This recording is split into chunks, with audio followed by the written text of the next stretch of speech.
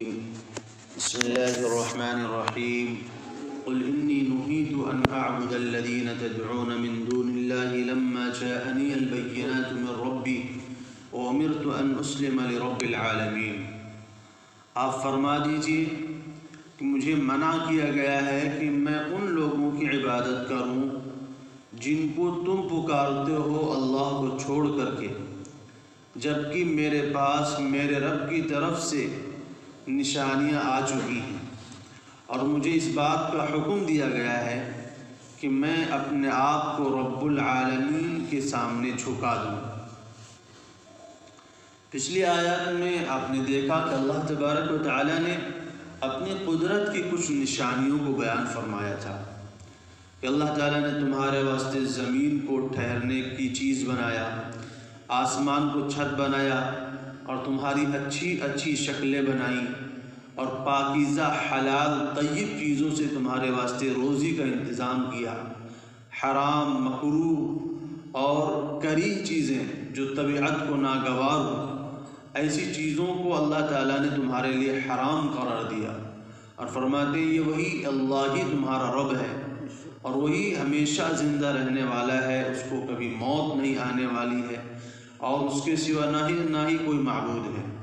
لہذا اسی کی عبادت کرو، اور خالص کر کے دین کو، یعنی عبادت کو اسی کے لیے خالص کر کے رکھو،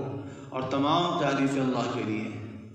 اسی سلسلے کو اللہ تبارک و تعالی آگے بڑھاتے ہوئے فرماتے ہیں آپ کہہ دیجئے کہ مجھے منع کیا گیا ہے کہ میں ان چیزوں کی عبادت کروں جن کی تم عبادت کرتے ہو۔ اصل میں کبھی کبھار کفار مکہ کی طرف سے یہ بھی پیشکش ہوتی تھی کہ آپ کچھ دن ہمارے معبود کی عبادت کر لیں، کچھ دن ہم آپ کے معبود کی عبادت کر لیتے ہیں تو معاملہ برابر ہو جائے گا، آپ ہمارے معبودوں کو برا بھلا نہ کہیں، ہم آپ کو تکلیف نہیں پہنچائیں گے۔ تو اللہ تبارک و تعالیٰ نے قرآن کریم میں فرمایا کہ لا اعبد ما تعبدون قل یا ایھا الکافرون لا اعبد ما تعبدون، آپ کہہ دیجئے کہ اے کافرو جن کی تم عبادت کرتے ہو میں ان کی عبادت نہیں کر سکتا، یہ ممکن ہی نہیں ہے، اس کی کوئی گنجائش ہی نہیں ہے، کیونکہ مجھے منع کیا گیا ہے کہ میں اللہ کے علاوہ کسی اور کی عبادت کروں، مجھے منع کیا گیا ہے کہ میں اللہ کے علاوہ کسی اور کو سجدہ کروں، مجھے منع کیا گیا ہے کہ میں اللہ کے علاوہ کسی اور کو اپنی حاجتوں میں پکاروں، کیونکہ میرا تمام کام بنانے والا، میرا کارساز جو ہے وہ اللہ تبارک و تعالیٰ کی ذات ہے، مجھے کسی اور کو پکارنے کی ضرورت نہیں ہے، کیونکہ میرے پاس میرے رب کی طرف سے نشانیاں آ چکی ہیں۔ اللہ تبارک و تعالیٰ نے میرے سامنے اپنے قدرت کے عجائبات کو کھول رکھا ہے، لہذا مجھے کسی اور چیز کی طرف سر جھکانے کی، عبادت کرنے کی، پکارنے کی ضرورت نہیں ہے، اور مجھے اس بات کا بھی پابند بنایا گیا ہے کہ میں اپنے آپ کو رب العالمین کے حوالے کر دوں۔ اسلام کے معنی ہے جھک جانا، سرنگو ہو جانا۔ ہم اپنے آپ کو مسلم کہتے ہیں، مسلم کے معنی مطلب یہ ہوتا ہے کہ جو بندہ اپنے آپ کو اپنے رب کے احکام کے سامنے پابند کر دے، جھکا دے، اپنے آپ کو اپنے رب کے حوالے کر دے، اس کو کہتے ہیں مسلم۔ تو اسلام کے معنی ہے جھک جانا، اس لیے فرمایا وَأُمِرْتُ أَنْ أُسْلِمَ، مجھے حکم دیا ہے کہ میں اپنے آپ کو حوالے کر دوں، اپنے آپ کو جھکا دوں، اپنے آپ کو پابند بنا دوں، کس کے؟ لرب العالمین، جو سارے جہان کا رب ہے، اس ذات کے لیے۔ هُوَ الَّذِي خَلَقَكُم مِّن تُرَابٍ،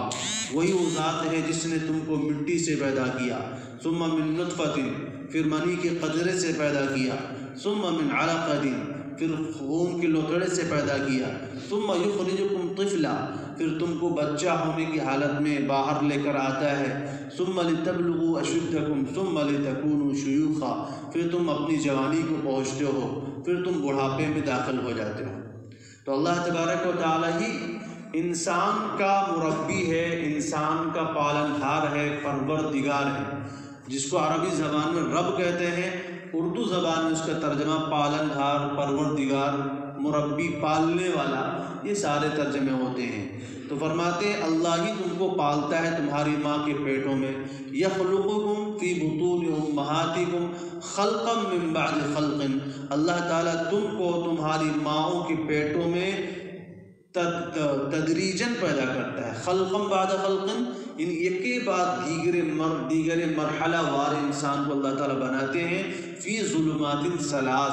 3 تاریکیوں میں، ایک تو رحم کی تاریکی، پھر اس کے اوپر کی جو جھلی ہوتی ہے جس میں بچہ تیار ہوتا ہے اس کی تاریکی، اور پھر جو ہے پیٹ کی تاریکی۔ تو یہ 3 تاریکیوں کے اندر اللہ تبارک و تعالی انسان کی پرورش کرتے ہیں، انسان کے اعضاء بناتے ہیں، اس کی زبان، اس کی کان، اس کے ہاتھ، اس کی آنکھیں، اس کا دماغ، اس کا دل، اس کے ہاتھ پیر، یہ ساری چیزیں اللہ تعالیٰ ماں کے پیٹ میں تیار کر رہے ہوتے ہیں اور ماں کے پیٹ میں بناتے ہیں۔ تو اللہ تعالیٰ فرماتے ہیں یہی رب جو ہے، یہی ذات تمہارا رب ہے اور یہی اللہ تمہارا معبود ہے اور اسی کی عبادت کرو۔ فرمایا اس نے تم کو مٹی سے پیدا کیا۔ مٹی سے کیسے پیدا کیا؟ کہ اللہ تعالیٰ نے سب سے پہلے انسان حضرت آدم علیہ السلام کو مٹی سے بنایا تھا۔ جبرائیل علیہ السلام کو حکم فرمایا کہ اس زمین کے مختلف جگہوں سے، بلکہ تقریباً تمام خطوں سے تھوڑی تھوڑی مٹی لے کر کے جا کر کے اس خمیر میں شامل کیا تھا جس خمیر سے آدم علیہ السلام کا پتلہ تیار کیا گیا تھا۔ اسی لیے رسول اللہ صلی اللہ علیہ وسلم فرماتے ہیں کہ زمین کے مختلف رنگ ہوا کرتے ہیں، کہیں زمین سفید ہوتی ہے، کہیں پر سرخ ہوتی ہے، کہیں پر کالی ہوتی ہے، اس لیے انسانوں کے بھی مختلف رنگ ہیں، انسانوں کے بھی مختلف رنگ ہیں، کہیں پر انتہائی سفید لوگ ہوتے ہیں، کہیں پر ایک دم کالے لوگ ہوتے ہیں، کہیں پر درمیانی لوگ ہوتے ہیں۔ تو یہ الگ الگ کلر جو انسانوں کے ہیں اور الگ الگ جو ہے صورتیں جو انسانوں کی ہے، اللہ تعالیٰ فرماتے ہیں وَمِنْ آيَاتِ اخْتِلَافُ أَلْسِنَتِكُمْ وَأَلْوَانِكُمْ، یہ اللہ کی قدرت کی نشانی ہے کہ تمہاری زبانیں بھی مختلف ہیں، تمہارے کلر بھی مختلف ہیں۔ آپ دیکھیے آپ کے ملک ہندوستان میں سینکڑوں زبانیں بولی جاتی ہیں، ہر علاقے کے، ہر خطے کی الگ الگ زبان ہے۔ تو یہ بھی اللہ کی قدرت کی نشانی کہ اتنی زبانیں کس نے انسانوں کو سکھائیں، اور ایسے مختلف رنگ انسانوں کے اللہ تعالیٰ نے بنائے ہیں۔ تو پہلے انسان جو آدم علیہ السلام تھے، اللہ تعالیٰ نے ان کو مٹی سے بنایا تھا اور دنیا کی مٹی کے تمام جگہوں سے تھوڑی تھوڑی سی مٹی شامل کر کے ان کا خمیر تیار کیا گیا تھا اور اس سے ان کو پیدا کیا گیا۔ پھر اس کے بعد ان کی پسلی سے حضرت حوا کو پیدا کیا گیا اور ان دونوں کی نسل سے پھر انسانوں کی پیدائش ہوئی۔ تو اللہ تعالیٰ نے اس طرح انسانوں کو مٹی سے پیدا فرمایا۔ ورنہ ہم جب کہتے ہیں کہ اللہ نے انسان کو مٹی سے پیدا کیا تو ہم تو دیکھتے نہیں، انسان تو ماں کے پیٹ سے نکل کے آتا، مٹی سے کہاں پیدا ہوتا ہے؟ تو یہ مطلب ہے مٹی سے پیدا کرنے کا، تو کہ تمہارے جو سب سے پہلے باپ تھے، جو تمہارے جد امجد تھے، حضرت آدم علیہ السلام، اللہ تعالیٰ نے ان کو براہ راست مٹی سے بنایا تھا اور تم بالواسطہ مٹی سے بنے ہو۔ اور دوسرا مطلب اس کا یہ ہوتا ہے، مفسرین فرماتے ہیں کہ انسان کی پیدائش چونکہ منی کے نطفے سے ہوتی ہے اور نطفہ خون سے بنتا ہے اور خون غذا سے بنتی ہے۔ آپ جو کھانا کھاتے ہیں، جب پھل فروٹ کھاتے ہیں، جو نعمتیں آپ کھاتے ہیں اسی سے خون بنتا ہے، اور یہ نعمتیں کہاں سے نکل کے آتی ہیں؟ مٹی سے نکل کے آتی ہیں۔ جتنے بھی غلہ آپ کھاتے ہیں، جتنے بھی پھل فروٹ کھاتے ہیں، وہ ساری چیزوں کی پیداوار کہاں سے ہے؟ مٹی سے ہے۔ اس کا پودا، اس کا پیڑ مٹی سے نکلتا ہے اور اسی میں سے اس کی جو ہے جتنی بھی سبزیاں کھاتے ہیں وہ بھی مٹی سے نکل کے آتی ہیں۔ تو غرض یہ ہے کہ انسانی جسم کی جتنی بھی ضروریات ہیں اور ضرورت کی جتنی چیزیں ہیں وہ سب مٹی سے نکلتی ہیں۔ تو اس اعتبار سے انسان مٹی سے پیدا ہوا ہے کہ وہ ان چیزوں سے جو ہے وہ ان غلوں سے یا ان پھل فروٹ سے، ان سبزیوں سے خون بنا، خون سے جو ہے منی بنی اور منی سے انسان بنا۔ تو اس طرح درجہ بدرجہ انسان مٹی سے پیدا ہوتا ہے۔ تو فرمایا وہی وہ ذات ہے جس نے تم کو مٹی سے پیدا کیا، پھر منی کے نطفے یعنی قطرے سے پیدا کیا، پھر تم کو بندھے ہوئے خون سے پیدا کیا۔ کل میں نے بتایا تھا کہ اللہ تبارک و تعالیٰ پہلے 40 دن تک انسان کو نطفہ رکھتے ہیں، اس کے بعد 40 دن تک انسان جو ہے وہ خون کا لوتھڑا ہو جاتا ہے، پھر 40 دن تک انسان گوشت کا ٹکڑا ہو جاتا ہے، پھر 40 دن تک انسان کے اندر اس کے بعد جو ہڈیاں اور انسان کے اعضاء بننا شروع ہوتے ہیں۔ جب 5واں مہینہ داخل ہو جاتا ہے تو پھر اللہ تعالیٰ انسان کی روح ڈال دیتے ہیں اور اس وقت 4 باتیں اس کی جو ہے لکھ دی جاتی ہیں۔ رسول اللہ صلی اللہ علیہ وسلم فرماتے ہیں جب انسان اپنی ماں کے پیٹ میں 5ویں مہینے میں داخل ہوتا ہے تو اللہ تعالیٰ ایک فرشتوں کو بھیجتے ہیں جو اس کے اندر روح ڈالتا ہے اور 4 باتیں لکھ دیتا ہے کہ اس کی روزی کتنی ہوگی، دنیا میں جائے گا تو کتنی، کہ کیا کھائے گا، کیا پہنے گا، کیا کمائے گا، وہ سارا چیزیں پہلے جو ہے 5ویں مہینے میں لکھ دی جاتی ہیں۔ دوسری اس کی عمر کتنی ہوگی، یہ جوانی میں جائے گا، بڑھاپے میں جائے گا کہ بچپنے میں چلا جائے گا، کتنی عمر مقدر ہے۔ اور دوسری چیز یہ ہے کہ یہ نیک بخت ہوگا کہ بدبخت ہوگا، یعنی اچھا انسان بنے گا کہ برا انسان بنے گا۔ اور چوتھی چیز کہ انسان اس کا ٹھکانہ جنت ہوگا کہ جہنم ہوگا۔ ماں کے پیٹ سے اللہ تعالیٰ فیصلہ کر دیتے ہیں کہ آگے چل کر کے جنتی ہوگا کہ جہنمی ہوگا۔ بعض صحابہ کرام نے پوچھا رسول اللہ صلی اللہ علیہ وسلم سے، اللہ کے رسول جب پہلے سے سب طے شدہ ہے تو عمل کی کیا ضرورت ہے؟ جب پہلے سے اللہ نے طے کر دیا ہے کہ بھئی جنتی کون ہے جہنمی کون ہے تو عمل کی کیا ضرورت ہے؟ ہم کو تو ایسی زندگی گزارنا چاہیے، نہ نمازوں کی ضرورت، نہ روزوں کی ضرورت، نہ اتنی مشقتیں اٹھانا۔ کون بستر چھوڑ کے آئے، کون نیندوں کو قربان کرے، کون کاروبار چھوڑ کر کے آئے، کون بیوی بچوں کو چھوڑ کر کے آئے نمازیں پڑھے، کون جو ہے گرمیوں میں روزے برداشت کرے، بھوک کی شدت برداشت کرے۔ جب پہلے سے سب کچھ طے شدہ ہے تو اب ضرورت کیا ہے عبادت کرنے کی؟ تو رسول اللہ صلی اللہ علیہ وسلم نے فرمایا اعملوا فکل میسر لما خلق لہ، کیونکہ عمل کرتے رہو، کیونکہ ہر انسان کو اسی عمل کی توفیق ہوتی ہے جس کے لیے وہ پیدا کیا گیا ہے۔ مطلب کیا ہے؟ مطلب یہ ہے کہ اگر انسان جنت کے لیے پیدا کیا گیا ہے تو اس کو جنتی اعمال کی توفیق ملتی ہے، اس کو نیکیوں کی توفیق ملتی ہے۔ اگر انسان جہنم کے لیے پیدا کیا گیا ہے پھر وہ جہنمیوں والے اعمال کرتا ہے، یعنی وہ برائیوں کی طرف جاتا ہے۔ اور انسان کو اپنے بارے میں غور کرنا چاہیے، فیصلہ کرنا چاہیے کہ ہم کون سے عمل کرتے ہیں، ہم جنتیوں والے عمل کرتے ہیں کہ جہنمیوں والے عمل کرتے ہیں، کیونکہ رسول اللہ صلی اللہ علیہ وسلم نے تو فیصلہ فرما دیا ہے کل میسر لما خلق لہ، ہر انسان کو اسی عمل کی توفیق دی جاتی ہے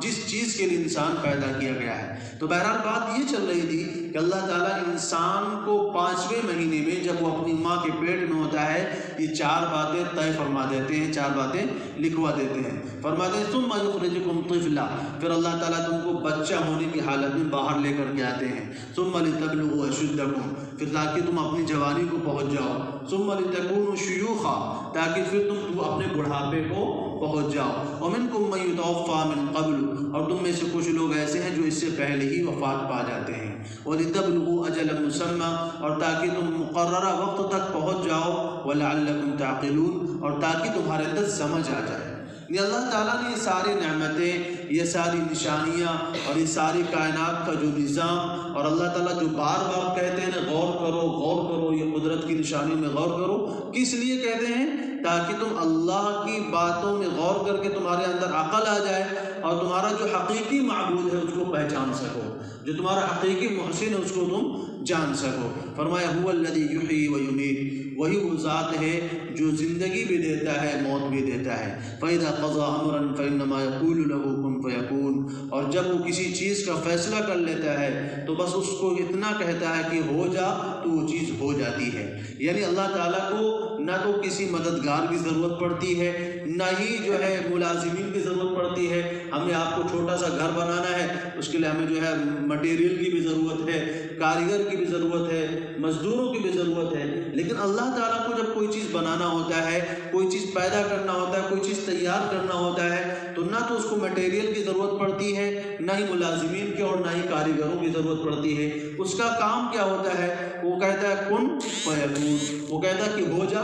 بس وہ چیز ہو جاتی ہے۔ جس چیز کے بارے میں اللہ تعالیٰ کو کچھ کرنا ہے اللہ تعالیٰ کہتے ہیں کہ تو ایسے بن کے ہو جا، ویسے وہ بن کے تیار ہو جاتی ہے۔ الم تر الی الذین یجادلون فی آیات اللہ، کیا آپ نے ان لوگوں کو نہیں دیکھا جو اللہ کی آیتوں میں جھگڑا کرتے ہیں؟ انا یصرفون، یہ کہاں بھٹکے جا رہے ہیں؟ الذین کذبوا بالکتاب، یہ وہی لوگ ہیں جنہوں نے اللہ کی کتابوں کو جھٹلایا ہے، وبما ارسلنا برسلنا، اور ان شریعتوں کو جھٹلایا ہے جن کے ساتھ ہم نے اپنے رسولوں کو بھیجا ہے۔ فسوف یعلمون، ان قریب ان کو معلوم ہو جائے گا۔ ایک طرح سے اللہ کی طرف سے دھمکی دی جا رہی ہے کہ جو ہماری آیتوں کا انکار کرتے ہیں، ہمارے رسولوں پر ایمان نہیں لاتے ہیں، قیامت کا انکار کرتے ہیں، مرنے کے بعد اٹھائے جانے کا انکار کرتے ہیں، ان قریب ان کو پتہ چل جائے گا کہ کہاں جانے والے ہیں۔ اگر کوئی انسان، بڑا انسان آپ کے وقت کا بادشاہ کی دھمکی دے دے کہ تم سدھرو گے نہیں تو ابھی تم کو معلوم ہوگا کہ کیا ہونے والا ہے، تو انسان کی ہوا نکل جاتی ہے اور خون جو ہے پانی ہونا شروع ہو جاتا ہے کہ پتہ نہیں کیا کر دے گا بادشاہ بھی۔ لیکن اللہ تبارک و تعالیٰ کیا فرماتے ہیں؟ فسوف یعلمون، ان قریب ان کو معلوم ہو جائے گا۔ تو اللہ تبارک و تعالیٰ تو بادشاہوں کے بادشاہ ہیں، اس کا مطلب یہ اس لفظ کے اندر بڑی سخت دھمکی چھپی ہوئی ہے کہ اگر یہ لوگ سدھرے نہیں تو ان کا انجام بہت برا ہونے والا ہے۔ اور وہ انجام کیا ہوگا؟ اذ الاغلال فی اعناقہم، جب طوق ان کے گلوں میں ہوں گے، والسلاسل یسحبون، اور زنجیریں ان کے گلوں میں ہوں گی، اور یسحبون فی الحمیم، کھولتے ہوئے پانی میں ان کو گھسیٹ کر لایا جائے گا، ثم فی النار یسجرون، پھر ان کو جہنم میں جھونک دیا جائے گا، ثم قیل لهم اینما کنتم تشرکون، پھر ان سے کہا جائے گا کہ تمہارے وہ معبود کہاں ہیں جن کو تم اللہ کے ساتھ شرک کرتے تھے؟ قالوا ضلوا عنا بل لم نكن ندعو من قبل شيئا، وہ کہیں گے کہ وہ تو ہم سے غائب ہو گئے، یعنی جن کو ہم پکارتے تھے، جن کی ہم پوجا کرتے تھے، بھگوان مانا کرتے تھے، جن کو ہم جو ہے اپنا دیوی دیوتا مانا کرتے تھے، وہ سب کہاں گئے؟ ضلوا عنا، سب غائب ہو گئے، بل لم نكن ندعو من قبل شيئا، بلکہ ہم کسی چیز کو پکارتے ہی نہیں تھے۔ یعنی انسان جب کوئی غلطی کر بیٹھتا ہے نا تو کہتا نہیں بھائی میں نے کچھ کیا ہی نہیں، آج تک سب بیکار ہی کر دیا ہم نے۔ جب کچھ کام خراب کر لیتا ہے تو کیا کہتا ہے؟ آج تک میں نے کچھ اچھا کیا ہی نہیں ہے۔ تو یہ بھی کہیں گے ہم کسی چیز کی پوجا ہی نہیں کرتے تھے، کیونکہ ان کو پوجا کرنے کا کوئی فائدہ نہیں ہوا، ہم کو ان کو پکارنے کا کوئی فائدہ نہ ہوا۔ قالوا ضلوا عنا بل لم نكن ندعو من قبل شيئا كذلك يضل الله الكافرين، اللہ تعالیٰ اسی طرح کافروں کو گمراہ کرتے ہیں۔ تو اس آیت کے اندر اللہ تعالیٰ نے ایک طرح سے دھمکی دی ہے کفار کو کہ اگر یہ لوگ سدھرے نہیں، ایمان نہیں لائے تو بڑا بھیانک انجام ہونے والا ہے، جہنم کے اندر داخل کیا جائے گا، بیڑیوں میں جکڑ کر کے اور زنجیروں میں باندھ کر کے اور منہ کے بل گھسیٹتے فرشتے لے کر جائیں گے۔ سب سے پہلے جو ہے حمیم کھولتے پانی کے اندر ان کو پانی پلایا جائے گا، اس کے بعد جو ہے لآکلون من شجر من زقوم، زقوم کا درخت کھانا پڑے گا۔ زقوم جہنم کے ایک درخت ہے، انہا شجرۃ تخرج فی اصل الجحیم، اللہ تعالیٰ فرماتے ہیں کہ جہنم کی جڑ سے نکلا ہوا ایک درخت ہے جس کی شاخیں جہنم کے تمام طبقوں میں پہنچی ہوئی ہیں۔ جنت میں ایک درخت ہے جس کا نام طوبہ ہے، جنت کا وہ درخت جو ہے اس کی شاخیں تمام جنتوں میں پھیلی ہوئی ہیں، ایسی جہنم میں ایک درخت ہے زقوم، اس کی شاخیں بھی جہنم کی تمام جو ہے طبقات میں پھیلی ہوئی ہیں۔ رسول اللہ صلی اللہ علیہ وسلم فرماتے ہیں اگر ایک قطرہ بھی دنیا میں نچوڑ دیا جائے تو دنیا میں قیامت تک ایک گھاس بھی نہ ہوگی، اتنا بدبودار اور اتنا کڑوا اور کسیلا وہ درخت ہے، اسی درخت سے جہنمیوں کو کھانا دیا جائے گا۔ لآکلون من شجر من زقوم فمالئون منها البطون، اللہ تعالیٰ فرماتے ہیں اسی سے پیٹ بھرنا پڑے گا، پیٹ تو بھرنا ہی پڑے گا نا، جب انسان زندہ ہوگا تو بھوک تو محسوس ہی ہوگی، پانی مانگیں گے تو حمیم دیا جائے گا، کھولتا ہوا پانی، اور اگر کھانا مانگیں گے تو زقوم اور غسلین دیا جائے گا کہ جیسے پیٹ کے اندر جائے گا اندر کا نظام سارا خراب ہو جائے گا، صاف ہو جائے گا، اتڑیاں کٹ کٹ کے باہر آ جائیں گی۔ تو یہ بڑا ہی خطرناک معاملہ ہے۔ اللہ تعالیٰ فرماتے ہیں ذُقْ إِنَّكَ أَنْتَ الْعَزِيزُ الْكَرِيمُ، یہ کھانوں کا ذکر کرنے کے بعد فرماتے ہیں ذُقْ، ذرا مزہ چکھو، بہت دنیا میں تم عزت والے بنے پھرتے تھے، دنیا میں تمہارا بڑا مقام تھا اور بڑے محترم سمجھے جاتے تھے، تمہارے یہ مقام اور محترمی کا یہ نتیجہ ہے کہ آج تم کو زقوم اور غسلین کھانا پڑ رہا ہے۔ اور ایک جگہ فرماتے ہیں اللہ تعالیٰ ھذا نزلهم یوم الدین، یہ اللہ تعالیٰ کی طرف سے ان کی مہمان نوازی کی جائے گی۔ ہم بھی جب کسی کو جب غصہ ہوتا ہے نا، جب خاص طور سے کوئی والد ہو تو باپ بیٹا کچھ غلطی کر کے بیٹھا ہوتا ہے تو کہتا ابھی آؤ تمہاری خاطر تواضع کرتا ہوں میں، تو خاطر تواضع کا مطلب ڈنڈے سے پٹائی کرتا ہوں، لیکن جملہ کیا استعمال کر رہا؟ خاطر تواضع کرتا ہوں۔ تو اللہ تعالیٰ بھی فرماتے ہیں ھذا نزلهم یوم الدین، یہ زقوم یا غسلین کا کھانا، یہ حمیم کا پینا، یہ ان کی مہمان نوازی